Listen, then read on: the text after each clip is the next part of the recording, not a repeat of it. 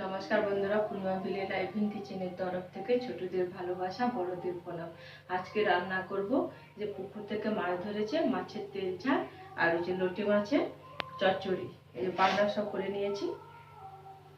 তাহলে রান্নাটা শুরু করছি, আর পুরো ভিডিওটা প্রথম থেকে শেষ পর্যন্ত দেখার অনুরোধ থাকবে।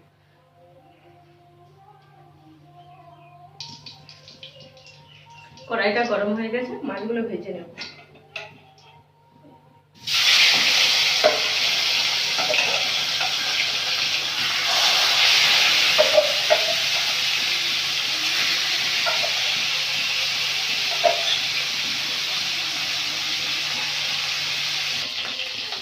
মাছগুলো ভাজা হয়ে গেলে তুলে নেব।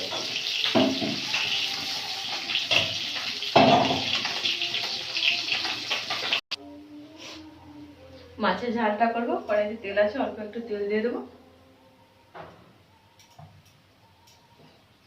দিয়ে দেবো কালো জিরে, পেঁয়াজ বাটা,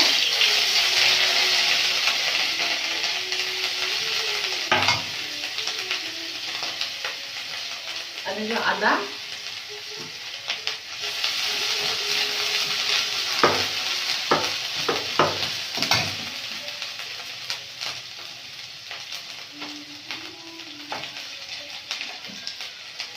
জিরে বাটা, লঙ্কা, আর হলুদ আর টমেটো দিয়ে মশলাটা ভালো করে কষে নেব। মশলাটা কষানো হয়ে গেছে, মশলা থেকে তেল ছেড়ে গেছে। এবারে দিয়ে দেবো অল্প একটু ধনে পাতা, দিয়ে আর একটু কষে জল ঢেলে দেবো।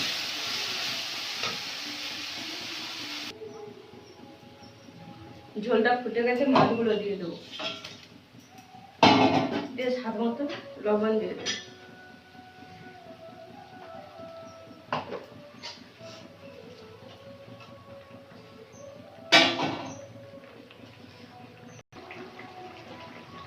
মাছের ঝালটা হয়ে গেছে, নামিয়ে নেব।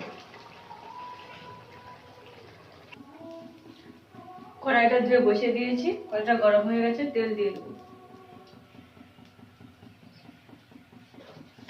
লটি মাছের চচ্চড়িটা করবো।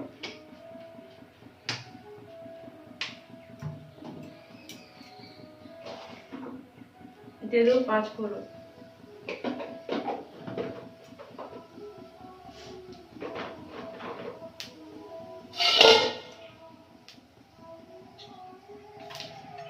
রসুন,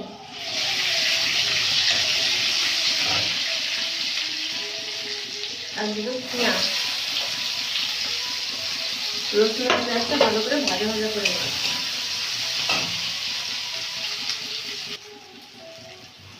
পেঁয়াজটা ভাজা ভাজা করে নিয়েছি, এবারে দিয়ে দেবো আদা,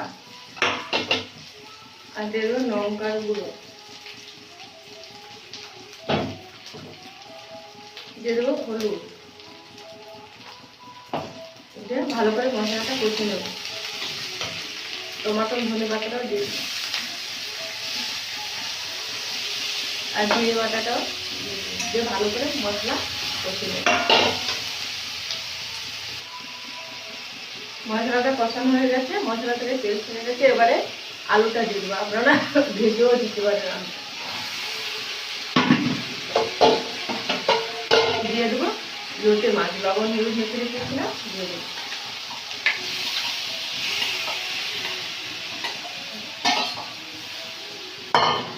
দিয়ে ভালো করে কষে নেব, অল্প হালকা একটু লবণ দিয়ে দেবো।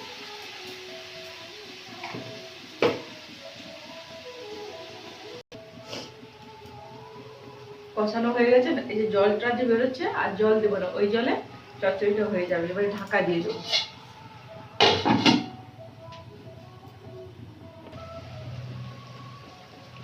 এই দেখুন জলটা শুকিয়ে আসছে, আলুটা সিদ্ধ হয়ে গেছে। আর এখন জলটা মেরে নেব।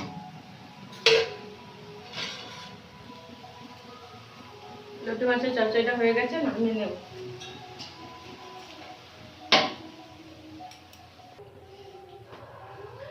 লোটে মাছের চচ্চড়ি, মাছের ঝালটা হয়ে গেছে। তাহলে আজকে আসছে, টাটা।